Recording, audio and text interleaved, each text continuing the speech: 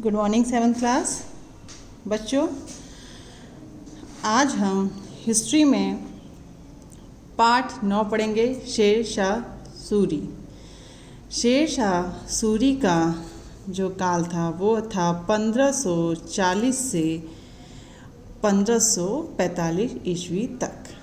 आइए पढ़ें। शेर शाह सूरी का शासनकाल मात्र 5 वर्ष का ही था। इतने अल्प समय में उसके द्वारा किए गए सुधारों एवं प्रजा की भलाई के लिए किए गए कार्यों ने आगामी शासकों के लिए पथ प्रदर्शक का कार्य किया। मतलब उसने 5 साल में काफ़ी ऐसे कार्य किए जो कि आने वाले कार्य के लिए उनके लिए पथ प्रदर्शक, उनके मार्ग पर चलने योग्य था, क्योंकि उनका 5 ही साल का कार्यकाल था, लेकिन वह काफ़ी महत्वपूर्ण काल था। शेर शाह सूरी के बचपन का नाम फरीद था। इनके बचपन का नाम बच्चों फरीद था। उसने अपने मालिक को बचाने के लिए शेर को मार डाला था, तभी से फरीद का नाम शेर खां पड़ गया। बचपन में जो शेर शाह जी थे वो क्या थे, वो अपने मालिक को बचाने के लिए शेर को उन्होंने मार डाला था, तब से उनका नाम शेर खां पड़ गया। जौनपुर में उसने अरबी, फारसी, इतिहास तथा साहित्य का ज्ञान प्राप्त किया। जौनपुर में उन्हें इन भाषाओं को ज्ञान लिया। कौन सी भाषा का? अरबी की लिया, फारसी भाषा का और इतिहास और साहित्य का भी उन्होंने ज्ञान प्राप्त किया, ज्ञान को अर्न किया बेटा।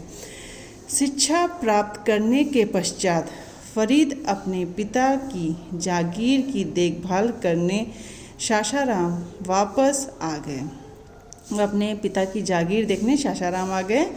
थोड़े ही दिनों में वह जनता के लोकप्रिय भी हो गए। वो इतने, आप कह सकते हैं, वो इतने बहादुर या इतने अट्रैक्टिव थे कि वो जनता के भी वह लोकप्रिय बन गए। जागीर की देखभाल करने के अनुभव ने उसे शासक बनने को सफल एवं लोकप्रिय बनाया। कुछ समय के पश्चात उसने बिहार के शासक के यहाँ नौकरी कर ली। कुछ समय बाद उन्होंने बिहार के शासक जो थे उनके वहाँ उन्होंने नौकरी कर ली। यह बाबर की सेना में भी भर्ती हुआ था। आपने इससे पहले वाले चैप्टर में बाबर जी का सुना था, तो उसमें भी उन्होंने वहाँ पे उनकी सेना में भर्ती हो गए थे। इस कारण उसे मुग़लों के सैन्य संगठन का अच्छा ज्ञान प्राप्त हुआ। सेना में भर्ती होने से उन्हें सैन्य संगठन, किस प्रकार सेना के संगठन किस नेतृत्व करना चाहिए, उसका भी उन्होंने ज्ञान प्राप्त किया। धीरे धीरे शेर खां ने बिहार में अपना प्रभाव स्थापित कर लिया और संपूर्ण बिहार का शासक बन गया। चौसा एवं कन्नौज के युद्ध में मुगल शासक हुमायूं को हराकर 1540 ईस्वी में शेर शाह सूरी के नाम से भारत का सुल्तान बना। बच्चों, कन्नौज के युद्ध में मुगल शासक जो हुमायूं को इसने हराकर वहाँ 1540 ईस्वी में शेर शाह सूरी जो है वह क्या किया, भारत का सुल्तान बना। यह आप अंडरलाइन कर सकते हैं। अलाउद्दीन खिलजी का सैन्य संगठन एवं लगान संबंधी नीतियों में वह काफ़ी प्रभावित हुआ था, अतः उसने अपने राज्य की व्यवस्था सुधारने के लिए निम्नलिखित कदम उठाए। वो अलाउद्दीन खिलजी से जो उसकी लगान संबंधी जो भी नीतियाँ थी उससे वह काफ़ी अट्रैक्ट हुआ, उससे काफ़ी वो प्रभावित हुआ, तो उसने कुछ अपने राज्य सुधारने के लिए उसने कुछ नीतियाँ बनाई। वो किस प्रकार है, आइए पढ़े। राजस्व संबंधी सुधार। आइए, पहला पॉइंट है, उसने भूमि की विविधता के आधार पर अलग अलग लगान निर्धारित किया। भूमि की विविधता, उसकी जो विविधता, उसके हिसाब से उसने सबका अलग अलग लगान वसूल किया। सेकंड है, उपजों की किस्मों के आधार पर वह निर्धारण किया जाता था। जिस प्रकार जैसी उपज होगी उस प्रकार उस तरह उसका कर निर्धारण करें। अच्छी उपज में अच्छा कर, जिसकी कम उपज अच्छी है उसकी थोड़ी कम रहती है।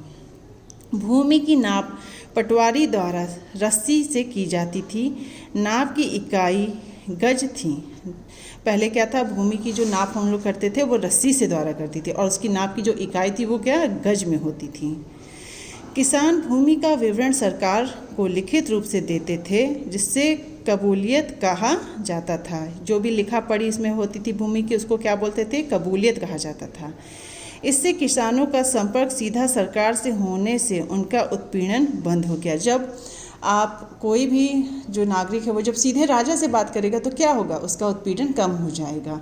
और बाकी लोग से बात करेगा तो क्या होता था, कोई कुछ बताएगा कोई कुछ बताएगा। तो सीधे क्या था, शेरशाह के उसने डायरेक्ट उसने राजा से अपनी सरकार की ओर से बात की, तो उसने क्या होता है, तो उसमें उत्पीड़न कम होता।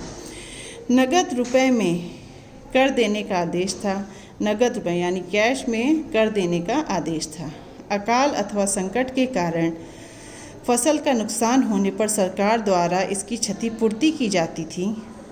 मतलब अगर कोई भी, जैसे अकाल मतलब बहुत ज़्यादा बारिश, भूकंप, इस जो प्राकृतिक जो नेचर से अगर कोई अकाल है तो उसको क्या, उसकी भरपाई भी सरकार करती थी। उसने राज्य और किसान के बीच सीधा संबंध स्थापित किया। इसे रैयतवाड़ी व्यवस्था कहते थे। उसने मतलब शेरशाह ने राज्य और किसानों से बीच सीधा संबंध किया। जैसे अभी मैंने आपको बताया, कोई बीच में ये नहीं कि सेनापति से मिली या फिर राजा से, उसने स्वयं खुद हर एक प्रजा से उसका सीधा कांटेक्ट था, जिसको कौन सी कहते थे, इसे रैयतवाड़ी व्यवस्था का नाम दिया जाता था। बच्चों, आज आप इतना ही पढ़ेंगे। आगे की क्लास में हम उसके सैन्य संगठन और चुस्त प्रशासनिक व्यवस्था के बारे में हम पढ़ेंगे। आप इसको ध्यान से पढ़िए। अगर कुछ ऐसा है जो नहीं समझ में आ रहा है तो वो आप मुझसे पूछेंगे।